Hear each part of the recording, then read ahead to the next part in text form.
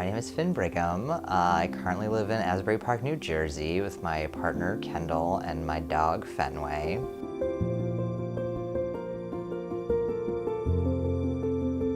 I grew up outside of Boston. I moved to Vermont to go to college. I lived in Burlington, Vermont for 10 years. And then I moved to New York City and lived in the city for 10 years. And then I moved to Asbury Park about a year ago so that we could buy a house and get a dog. Finn and I have been together, I want to say 11 years is how long it's been.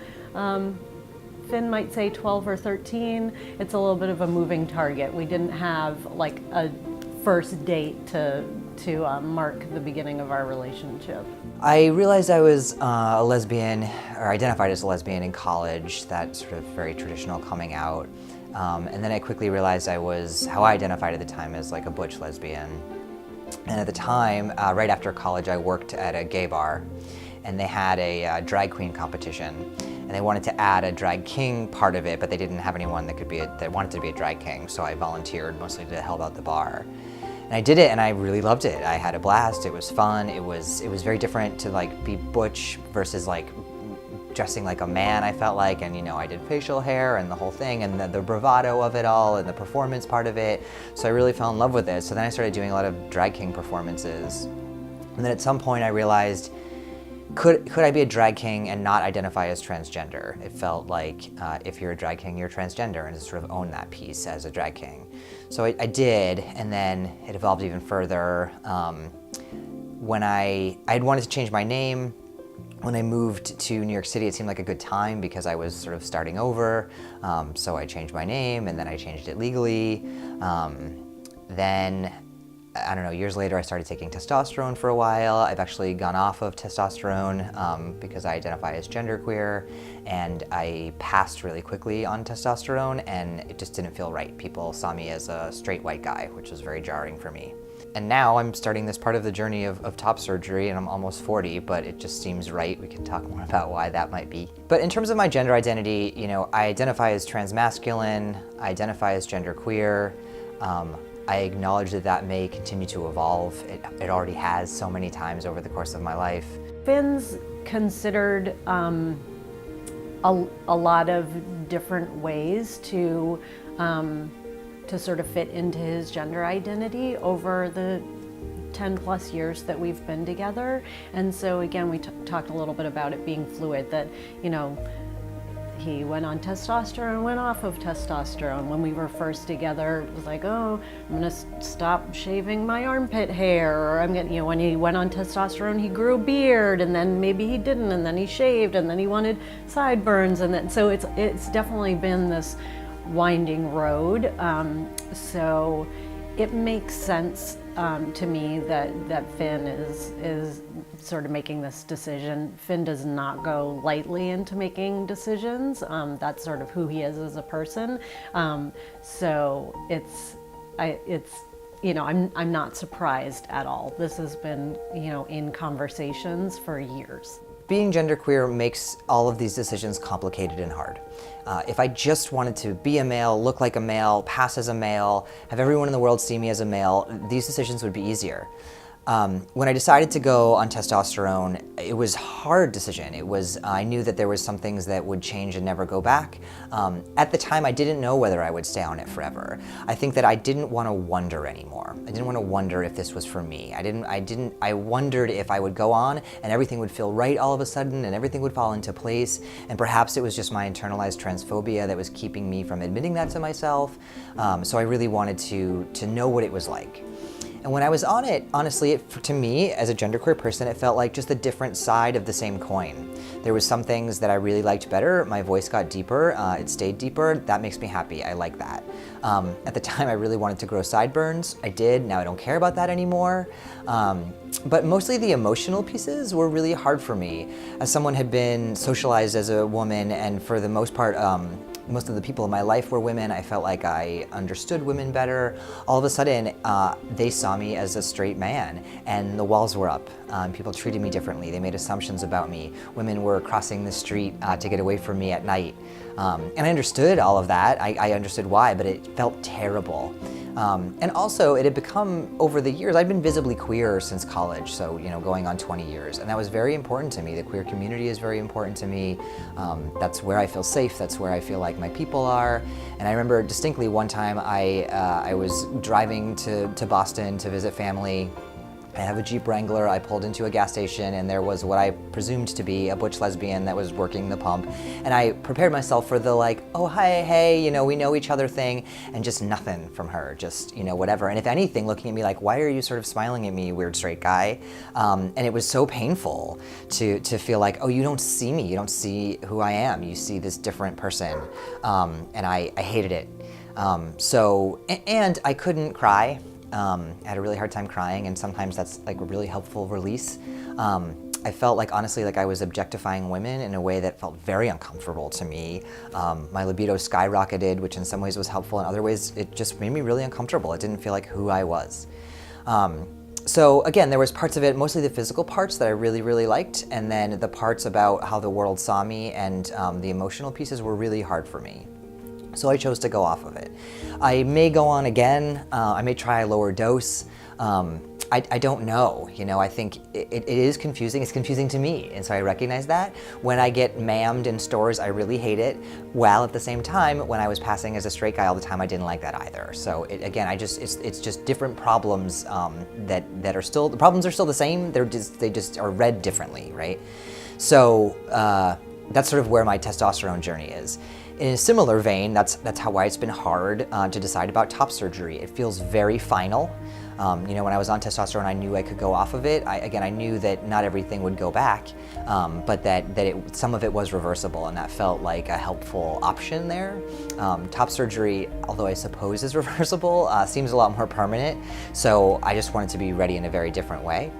And I also needed to get to a place, I don't feel like I was born in the wrong body. I don't feel like I hate my breasts. I know that is some people's stories, that's their truth, and I respect that, and I believe that. That's not my story, and I got to a place where I realized that binding for 15 years and feeling more comfortable that way, wanting to be shirtless on the beach, wanting to surf without a shirt on, wanting to be more comfortable in the gym. I use male locker rooms and I don't feel like I can shower there now. I feel like if I have top surgery, that's something I can do. So I realized for me that was all enough. I think I felt like it had to be enough. I had to be trans enough or masculine enough, or that I needed to hit these indicators in order for surgery to be okay. And I just got to a point where I felt like all of the pieces are enough.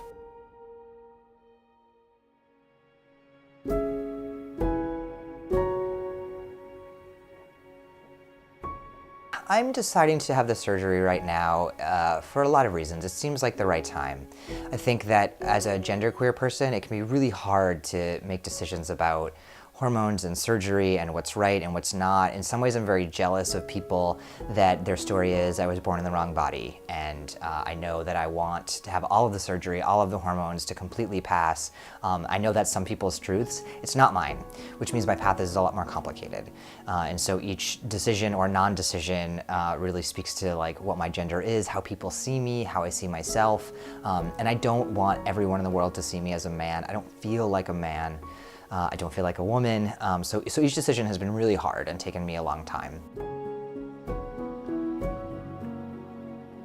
Gender-affirming surgery itself it has always historically been very binary, right? Like you were born this way, you want to be this way, and you need this body to match it, and that's it. It's like male or female, you have a vagina, you have a penis, you change it, right? Or your chest changes and that sort of thing. So I find that we often have to break down the myths of surgery, right? Because it's actually part of being trans and offering gender-affirming surgery is about a patient feeling more comfortable with their body, no matter how they identify. So at NYU Langone and the other work I've done before, it doesn't matter how someone identifies. I mean, we want to call them the name they want to be called and the pronoun they want to be called and respect their gender, but that doesn't impact what surgery you're going to get. I think that the reason, again, I'm almost 40, and the reason I haven't done it yet was I just didn't feel the need. I felt like I didn't hate my breasts. I didn't look in the mirror and feel like these are wrong, these are bad. That was not my experience. That said, I've been binding my breasts for 15 years, and I do feel very uncomfortable out in the world if I'm not binding. So that's something, right? Even if I don't hate them when I'm naked, that is, a dysphoria, if you will, or certainly I feel more comfortable when people see me as having a flat chest. We see more and more non-binary individuals coming for chest surgery. Binding is incredibly painful. It limits your ability to exercise. It can be difficult to breathe. It can cause rashes and chafing. And it's amazing how liberating the surgery can be, to feel comfortable in your body, to be able to wear the clothing that you want to wear, to be able to navigate in the world free and as you should be. So someone like Finn and other gender non-binary patients, I think it's really wonderful to come to a place where you can actually say, be honest, because in my day, you had to sort of give a script, right? You had to say, I've known since I was born that I was a man, and I hate my body, and I need this kind of surgery. But to be able to come to a place and say, well, actually my gender is a little more fluid, and I do want this surgery to match how I feel on the inside, but then I'm okay with this part of my body, or I have, it's complicated.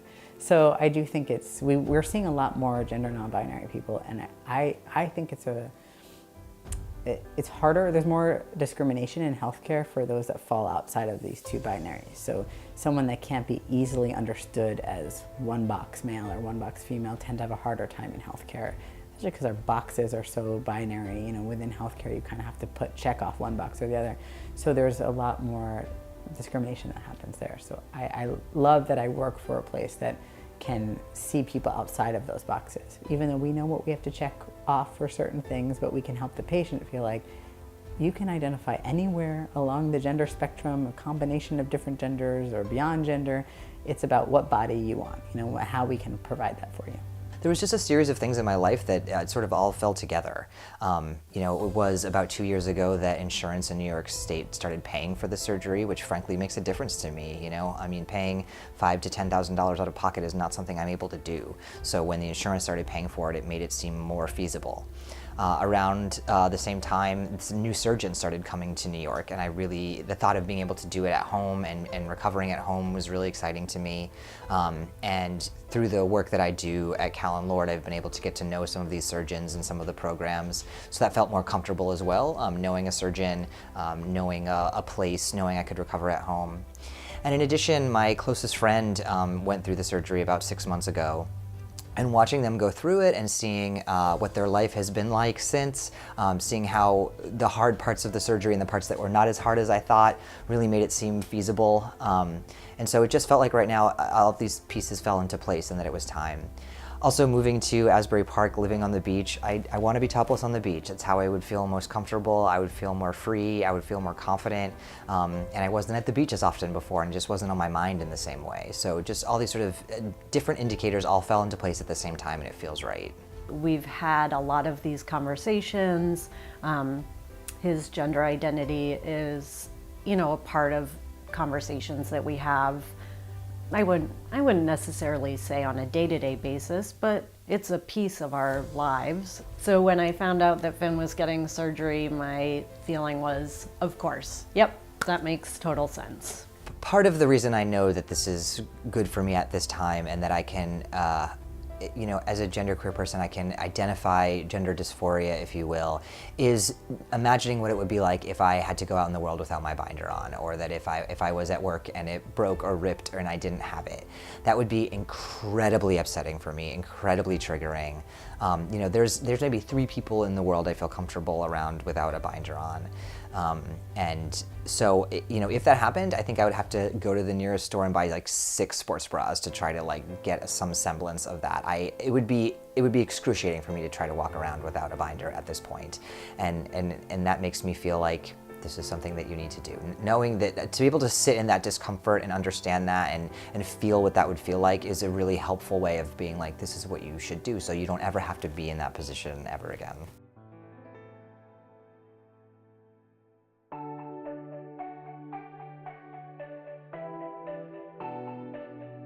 Finn is an amazing patient just because they come very informed, they have great support, they are excited and ask really good questions. I have worked at Callen-Lorde for 7 years at this point, and so I've learned a lot there about transgender surgeries in general. And so, and I educate other people about transgender surgery. So I have some sense of what the surgeries are like. I've gone to the Philly Trans Conference for I don't even know how many years at this point. I make a point to sit in on the surgery, on the folks that do surgery, their presentation, so I can learn like what's new in trans surgery. So I've had a sense for a long time about what they are in general, what the options are, what the outcomes may look like. There's workshops at the Philadelphia Trans Conference that are like show and tells, so people showing either their top surgeries or their bottom surgeries, which I think is really helpful for people to get a real sense of what that looks like. I've definitely looked online at pictures of folks post-surgery to see, how big people's scars are, depending on how long since their surgery or what their body looked like. It's great to work with a patient that also has so much information about their own health, right?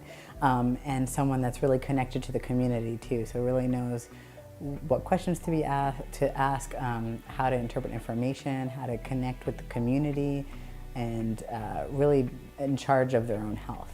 And I think that's really rare. I work with a lot of patients who really don't know a lot about their own health, and I love giving that information, but it's also great to talk to or work with someone that is really connected in that way. My understanding is that there's two main types of top surgery. One is called a keyhole, which is for folks that have really small breasts, and then the bilateral mastectomy, which is for folks that have, I think, mostly anything bigger than a B, which is my situation.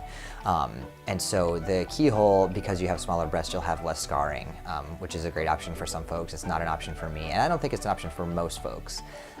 So this surgery, which I have to get just because of the size of my chest, will leave scars. I know that. I'm ready for it. I think, the longer that out after the surgery, the less the scars will be. And I've also seen a lot of pictures of, guys that are really able to work up their chest and have pecs. They're sort of able to hide their scars.